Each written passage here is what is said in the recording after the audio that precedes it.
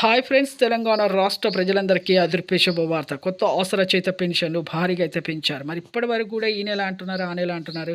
ఇప్పటివరకు కూడా అకౌంట్‌లో అనేది వేయడం లేదు. మరి ఏసేది ఉందా లేదా అనేసి చాలామంది అయితే అడగడం జరుగుతుంది. ప్రతి ఒక్కరికి కూడా ఇన్ఫర్మేషన్ అనేది క్లారిటీగా అయితే నేను తెలియజేస్తాను.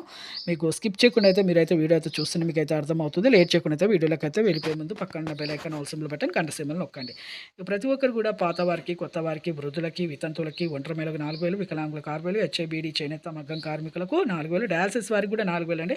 ప్రతి ఒక్కరికి కూడా వేస్తున్నారు. బీడీ కార్మికులు 2 ఇయర్స్ అయితే 2 సంవత్సరాల అనుభవం అయితే ఉండాలి.